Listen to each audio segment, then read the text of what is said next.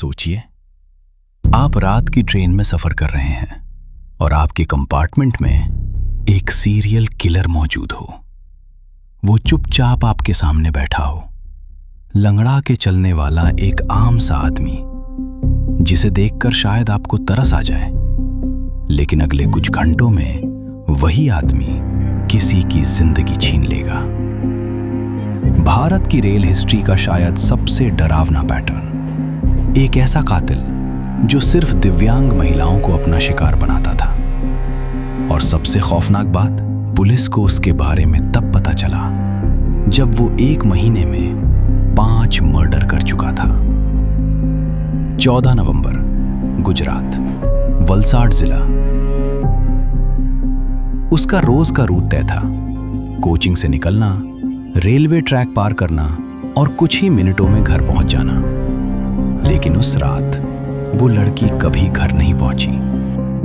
पहले घर वालों को लगा शायद देर हो गई होगी, फिर आधा घंटा बीता, फिर 1 घंटा, और धीरे धीरे चिंता डर में बदलने लगी। Where are you? I don't understand why you aren't answering me. We are so worried. पूरा परिवार उसी रास्ते पर निकल पड़ा जहां से वो रोज आया जाया करती थी। और फिर रेलवे ट्रैक के किनारे एक सुनसान जगह पर जमीन पर एक लाश पड़ी थी। वो उनकी अपनी बेटी थी। उसके कपड़े बिखरे हुए थे और पहली नजर में ही समझ आ रहा था कि उसके साथ दरिंदगी हुई है। रेलवे पुलिस पहुंची, लोकल पुलिस पहुंची और जांच शुरू हुई। लाश के पास मिला एक बैकपैक और एक सफेद स्वेटशर्ट जो उस लड़की की नहीं थी। पुलिस ने बैग खोला, अंदर थे कुछ कपड़े, एक चार्जर और सफर का सामान। बस यहीं से पुलिस को पहला सुराग मिला। कातिल कोई लोकल आदमी नहीं था, वो एक मुसाफिर था जो ट्रेन से आया था और शायद ट्रेन से ही भाग गया था। लेकिन सबसे बड़ी परेशानी ये थी, उदवाड़ा रेलवे स्टेशन पर एक भी सीसीटीवी कैमरा नहीं था। जांच लगभग अंधेरे में चल रही थी। फिर पुलिस ने एक बड़ा फैसला लिया। Just an hour ago. We need to check the security footage now. There is no footage. The cameras haven't worked in weeks. Analyze the passenger list for the morning train from Patna. It's too late. They could be anywhere on this route by now. No, look here. This junction is their only option.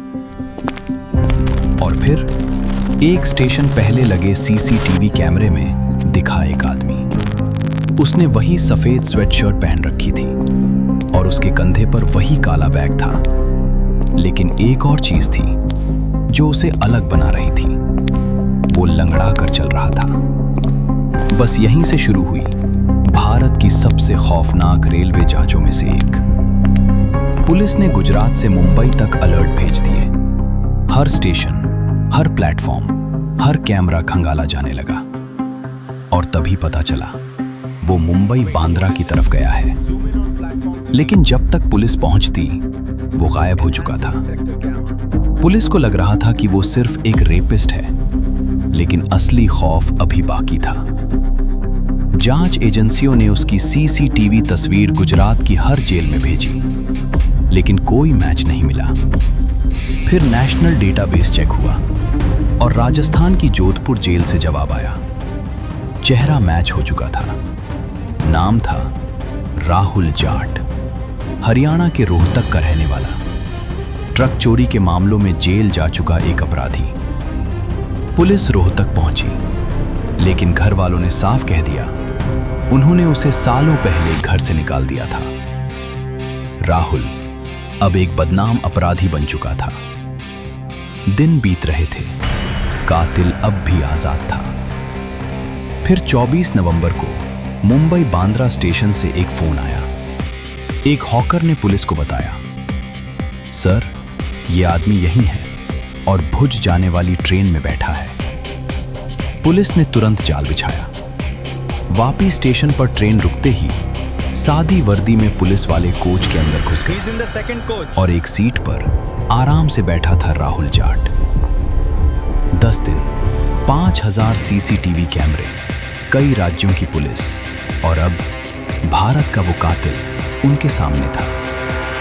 लेकिन पूछताछ में जो सामने आया उसने police के होश उड़ा दिए। राहुल जाट सिर्फ एक कातिल नहीं था, वो एक सीरियल किलर था। उसने सिर्फ एक मर्डर नहीं किया था, बल्कि 1 महीने के अंदर 5 लोगों की हत्या की थी।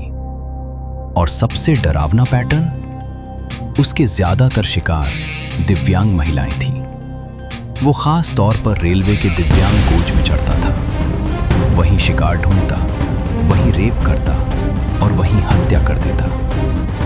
एक राज्य में अपराध करता, फिर दूसरे राज्य भाग जाता। हावड़ा, आंध्र प्रदेश, सिकंदराबाद, अलग अलग स्टेशन, अलग अलग हत्याएं, और हर बार भारतीय रेलवे का एक रिजर्व दिव्यांग कोच उसका शिकारगाह बन जाता। पुलिस ने जब मकसद पूछा, तब राहुल ने अपनी कहानी सुनाई।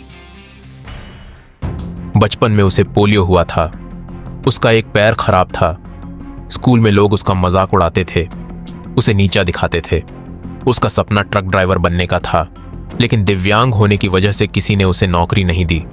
धीरे धीरे वो बेइज्जती नफरत में बदल गई, और फिर वही नफरत एक खतरनाक पैटर्न बन गई। राहुल ने पहले ट्रक चोरी शुरू की, कई बार जेल गया, और जेल से बाहर आने के बाद वो और ज्यादा खतरनाक हो चुका था। उसने अपना गुस्सा बेगुनाह महिलाओं पर निकालना शुरू कर दिया। सबसे हैरान करने वाली बात यह थी कि अगर वलसाड़ वाला मर्डर ना होता तो शायद राहुल कभी पकड़ा ही नहीं जाता, क्योंकि उसने पहली बार ट्रेन के बाहर अपराध किया था, और वही गलती उसकी पहचान बन गई।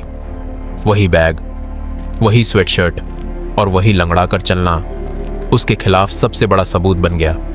सोचिए, अगर उस रात वो बैग वहां ना छूटता तो शायद ये सीरियल किलर आज भी ट्रेनों में सफर कर रहा होता, और शायद किसी अगले कंपार्टमेंट में अपने अगले शिकार का इंतजार कर रहा होता। अगर तुम्हें लगता है कि ये केस डरावना था, तो अगला केस तुम्हारी नींद उड़ा देगा।